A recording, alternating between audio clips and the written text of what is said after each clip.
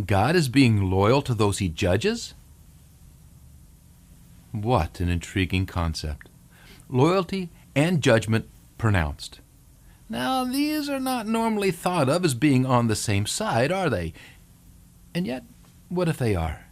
In this video, we will consider this question in light of Psalm 9 and by discussing 4 nuances that I have heard. You might want to brace yourself, because here we go.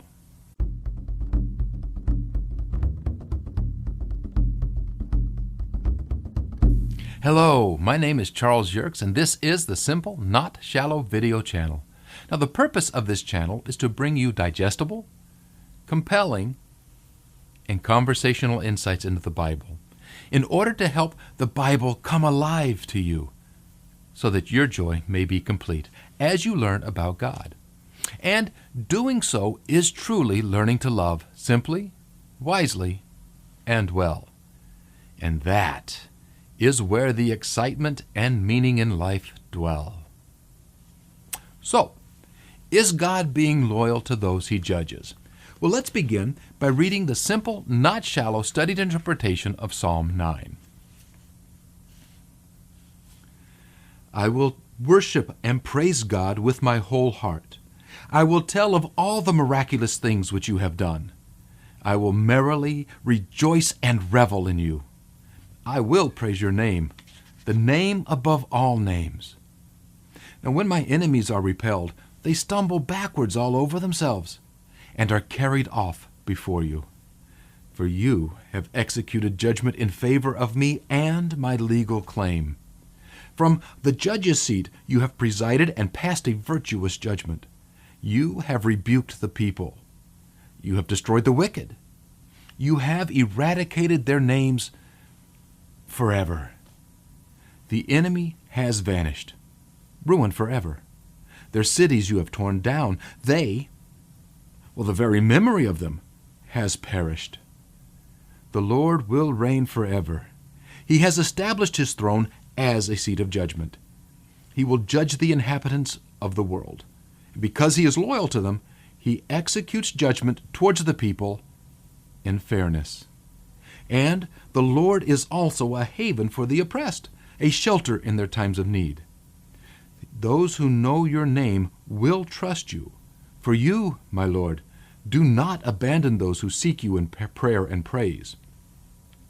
Sing to the Lord who dwells in Zion. Proclaim his deeds to the nations. For he who requires a life for bloodshed remembers the oppressed. He does not forget the calls for help made by the dejected in their times of need. Be gracious to me, my Lord, and look after my misery caused by those who hate me. Elevate me from the gates of death, so that in the gates of the daughter of Zion, in the gates of Jerusalem, I may proclaim all the praise that belongs to you. I will shout in celebration of your help, of the deliverance that you have provided. The people have fallen into the trap which they have made. Their own foot is trapped in the net that they had secretly laid out for others. The Lord has revealed himself. He has made his judgment. The wicked have ensnared themselves by their own actions. The wicked, all the people who forget God, will turn towards the home of the dead. For the needy will not always be forgotten, nor will the hope of the poor, the destitute, perish forever. Arise, my Lord. Do not let men defy you. Let the people be judged by you. Put terror into them, my Lord. Let them know that they are but men. They are but mere human beings.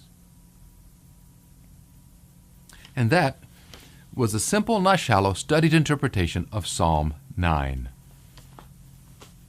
Now, this psalm starts off with David praising God for miraculously delivering him from his enemies. He is merrily rejoicing and reveling in God because God has repelled and carried off all of David's enemies. In fact, God has done such a thorough job routing David's enemies that all memory of them has perished. Now, so far, this psalm seems very straightforward. David is celebrating God's rescue of him, which is all very well and good for David. Now, a part of David's celebration is the recounting of how God reigns forever on a throne that he has established as a judgment seat, and from which he will judge all the inhabitants of the world. He will judge everybody. Again, this falls in line with his celebration of victory. And yet, it is also at this point that things begin to get interesting, for the next two lines are a bit unexpected. Because he is loyal to them, he executes judgment towards the people in fairness. Because he is loyal to them, he judges in fairness. Mind blown. Now, here's the question. What might this look like? Now here is the first nuance that I heard concerning this loyalty. David reminds us that God is fair, a fair God. He requires a fair punishment for any crime that is committed. See, the line, "He who requires a life for bloodshed," reminds me of the eye for an eye and the tooth for a tooth passages, which an in-depth study of shows were merely meant as a way of preventing harsh and unusual punishments. It was not more of an eye for an eye, and not more than a tooth for a tooth. The punishment was not to be more severe than the crime warranted. It was about fairness. Yes, a punishment was coming for the deed done, but it would be no more than what the deed warranted. So here it seems as if David is saying that a fair and just God will make sure to fairly punish the oppressors of the dejected. And he then explains this fair judgment, which is nuance number 2, that people fall into the traps that they have set. They get caught in the nets that they have secretly laid out. Hear this once again. The Lord has revealed himself. He has made his judgment. The wicked have ensnared themselves by their own action. And who are these wicked people? All the people who forget God. And once again, we see that God's judgments involve honoring people's choices. We saw this in our videos on Psalm 2, 5, and 7. And yes, I'll link to those down below. See, God is loyal to the people he judges. He loyally honors their choice. He gave them that choice, and he will honor that choice. What an amazing and truly compassionate thought. With this in mind, looking back at what David said about his enemies that were repelled, I hear a third and very interesting nuance. In the phrase, they stumbled backwards all over themselves. They stumbled backwards into the traps they set. They completely wrapped themselves up in the nets that they had set for others. God repelled them by honoring their choice and bringing their choices back upon them. The importance of our choices should never be underestimated. And finally, for those interested, nuance number 4. Now this comes from the very last 2 lines of the psalm. See, right before these 2 lines, the psalmist asks God to not let the people defy him, for God to judge the people, and for God to put terror into them. Now, okay, by itself, that does not sound real fair or compassionate. And yet, it is the last 2 lines that are the real true zingers. They show that this is both fair and done out of loyalty to the people. It says, "Let them know that they are but men, that they are but mere human beings."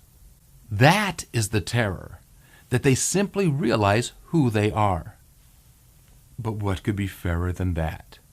And if an honest assessment of yourself is needed before you can accept God, how is it not loyal that God gives you that ability so that you can at least make an informed choice? Anyway, it's all something to think about. So, what do you think? What do you think of God being loyal to us in His judgments? I would love to hear what you have to say, so please tell me in the comment section below. Also, if you like this video, please click the like and subscribe button. And after you click that subscribe button, make sure to tag that gray bell icon that pops up, as this will keep you informed each and every time a new reading is posted. A new video is posted, rather. And a new video will be posted every Tuesday and Thursday. Thank you. And until next time, love simply, love wisely, and love well. For that is where excitement and meaning dwell.